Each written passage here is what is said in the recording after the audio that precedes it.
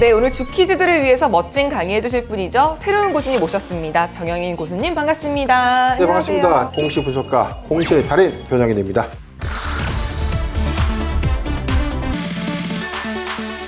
공시 전문가? 네, 맞습니다. 공시 전문가 처음 듣지 않죠? 처음 들었어요. 처음 들었습니다. 네. 공시 전문가는 아마 없을 거예요. 제가 2020년도에 처음 공시 전문가 타이틀 갖고 좀 공시 네. 대한민국 1호 공시 전문가? 네, 이게 지금 시점에서 아마 저만큼 공시를 통해서 이 주가를 예측하는 전문가는 아마 없지 않을까. 저는 공시를 통해서 주가의 숨은 의미를 좀 냉철하게 분석하고 공시를 통해서 주가의 향후 방향까지 좀 저는 보이는데 일반 투자자분들은 굉장히 이 공시를 좀 활용하기가 어려운 것 같아요. 그래서 제가 오늘 첫 시간이지만 열심히 한번 공시를 좀 파헤쳐 보겠습니다. 제가 그 얘기를 들었어요. 네. 공시를 통해서 황금알을 낳으신다고. 네, 맞습니다. 공시의 유형별로 황금알을 낳는 법 공개해 드리겠습니다. 네, 방송 중 공시의 달인 변영인 고수님과 함께 황금알을 낳는 계좌에 대해서 알고 싶으신 분들은 카카오톡 채널에서 필살기 고수회전을 검색하시고 채널 추가해주세요. 고수님, 오늘 저랑 같이 강의 들을 친구인데 수박이 처음 보시죠? 아, 예, 처음 봤습니다. 네, 인사 나누세요. 반가워. 반가워.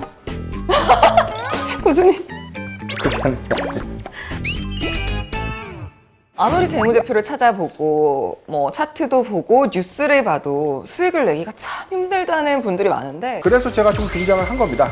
공시를 기점으로 보면 정확하게 이 회사의 향후 전망과 현재 회사의 상태를 알려줄 수 있기 때문에 저는 이 뉴스보다는 공시를 좀 제대로 보는 것이 중요하다라고 좀 말씀드리겠습니다. 공시 제대로 알고 제대로 쉽게 이해할 수 있도록 오늘 첫 이 시간부터 함께 하신다면 네. 충분하게 이기는 투자 꼭 이룰 수 있습니다.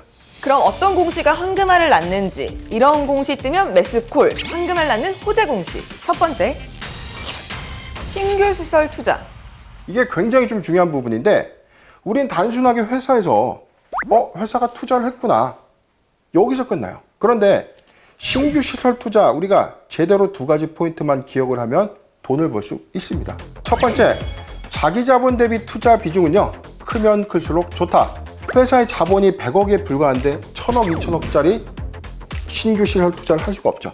만약에 그런 투자도 가능하다는 것은 외부 자금 조달을 해야 되는데 회사의 외형에 맞춰서 투자를 하기에는 한계가 있기 때문에 자기 자본 대비 높은 비중의 투자 비중이 굉장히 좀 중요한 포인트고요. 가장 중요한 포인트입니다. 투자 기간의 핵심은 종료일을 꼭 체크하라. 투자 기간은 업종에 따라서 좀 다르다. 그렇기 때문에 투자 기간이 길다, 짧다에 대한 어떤 관점보다는 투자 기간 종료일에 우리가 포인트를 둬야 된다. 가령 A 회사가 투자를 결정했는데 2023년도 12월 말에 공장이 지어진다. 그렇다면 2024년도 1월부터는 본격적인 생산이 가능하다는 것이죠. 2024년도부터는 굉장히 좋아질 수 있겠구나 라고 예측할 수 있는 것처럼 투자의 기간보다는 투자 종료일을 먼저 좀 체크하는 습관이 좋다라고 좀 말씀드리고 싶습니다. 최근에 어떤 게 있었어요, 예시가? 네, 에코프로비엠의 공시를 좀 보면 2020년 6월에 공시가 좀 나왔거든요. 신규 시설 투자 금액 전체 865억 원의 이 투자 금액을 좀 결정했는데 회사 자기 자본의 23.3%에 해당되는 수치였습니다. 자, 이 부분이 결코 적지 않은 금액이긴 하지만 이게 최초 투자 공시 관점에서는 이 이후에 추가적인 이 신규 시설 투자를 좀 늘렸다. 즉 자기 자본 대비 투자액을 점진적으로 좀 늘리기 전 최초 공시다라는 관점에서 시사점이 좀 있고요. 투자 기간은 2022년 5월 31일까지였어요. 2022년도 우리가 최근 주가를 좀 보면 2022년 5월 이후에 신고가 좀 갱신했던 이력이 있었던 만큼 에코프로비엠은 최초의 신규 시설 투자 이후에 종료일 관점에서 주가가 상당히 올랐음을 우리가 확인해 볼 수 있는 것입니다. 이런 공시 뜨면 매수콜, 황금알 낳는 호재 공시. 두 번째, 단일 판매, 공급 계약 체결. 좋아 보여요. 네, 제가 여기서 문제 하나 좀 내드리겠습니다. 단일 판매 공급 계약 체결 공시는 우리가 흔히 말하는 수주 공시가 맞다. O, X. 정답입니다. 네, 우리가 이 종토방이나 뉴스 네. 우리가 수주 공시를 체결했다, 얼마 100억 원대, 200억 원대 수주를 따냈다, 이런 표현들이 이 수주 공시와 단일 판매 공급 계약 체결 소식은 같다라고 좀 이해하시면 되겠습니다. 네, 수주 공시의 핵심 포인트는요, 최근 매출액 대비 계약 비율 그리고 공급 기간을 반드시 확인하라. 매출액 대비 수주액이 늘어나면 늘어날수록 굉장히 좋은 공시인 것입니다. 네. 얼마 전까지를 최근 매출액이라고 잡아요? 여기서 말하는 최근 매출액은 직전 사업년도, 작년 연간 매출액. 연간. 그렇죠. 2021년도의 매출액 대비 2022년도의 수주 비율이 얼만큼에 해당되는가. 그래서 우리가 좀 비교 포인트는 분기나 반기 기준이 아니라 작년 연간 실적을 기준으로 한다. 2020년 12월 LNF죠. 단일 판매 공급 계약 체결 공시를 좀 발표한 바 있었거든요. 1조 4천억 원의 매출을 2022년도 연말까지 납품한다. 그렇다면 2021년도와 2022년도에 나눠서 납품을 한다고 가정했을 때 추가 매출 비중이 7천억 원의 매출이 2021년도에 인식되고 2022년도에 7천억대 매출이 또다시 인식된다면 2021년도부터는 매출 1조를 달성할 수 있다라고 예측될 수 있는 상황입니다. 실제 2021년도에는 1조 원에는 좀 채 못 미쳤어요. 2022년도에는 사상 처음으로 1조 원대 매출이 유력하다. 네, LNF 8월 22일자 신규 시설 투자 공시를 했거든요. 6,500억 원 규모의 신규 시설 투자를 결정했는데 이게 캐파 증설을 위해서 제3공장에 투자를 한 것입니다. 지금 연간 7만 톤 규모의 생산 규모를 2025년도까지 25만 톤에서 30만 톤까지 캐파를 좀 늘리겠다는 것이기 때문에 2020년 12월 신규 수주 이후에 가시화된 실적이 2022년도에만 국한되는 것이 아니고요. 저는 2025년도 그리고 2026년, 7년, 8년도까지는 꾸준한 실적 우성장이 좀 있지 않을까. 그렇다면 아직은 늦지 않았다.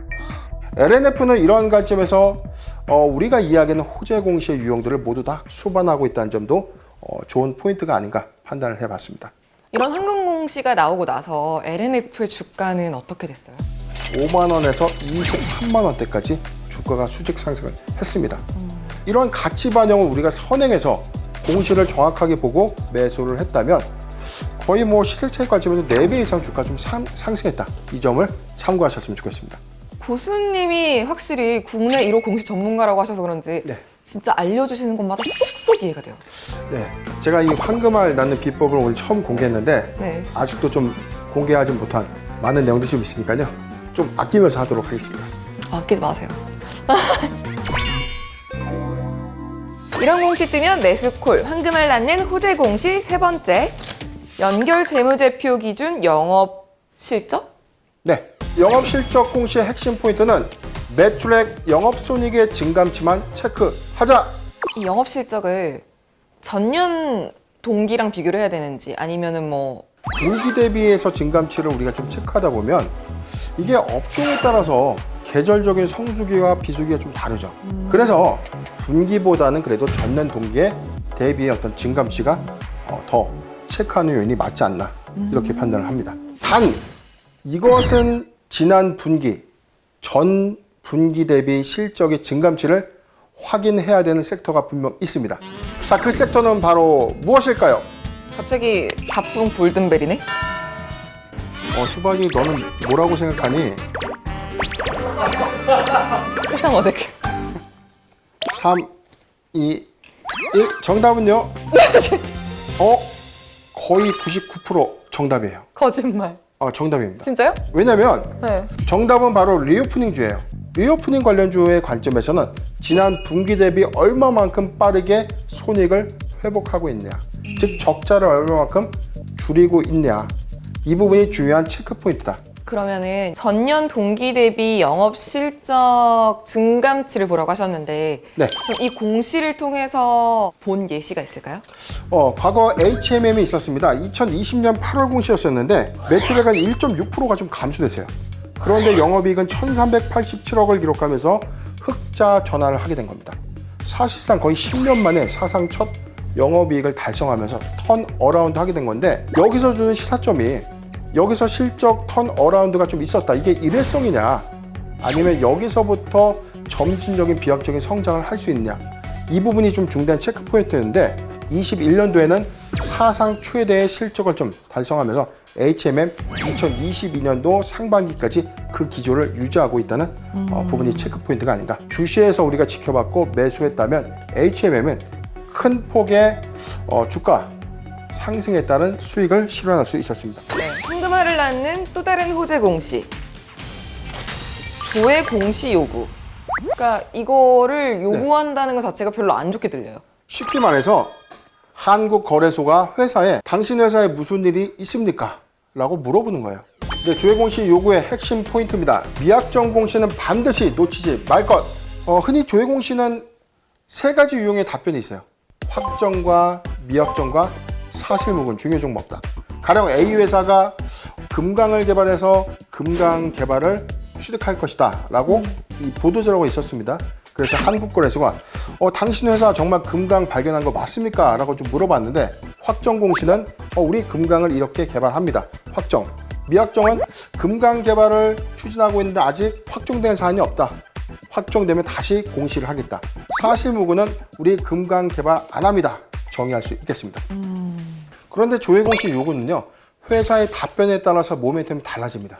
확정 답변의 경우에는 이 재료 소멸 관점 때문에 기대감에 주가가 올랐는데 확정 답변 이후에 오히려 너무 싱겁게 주가의 상승이 좀 저해될 수 있어요. 두 번째, 미확정 공시는 이런 기대감을 충분히 가져갈 수 있죠.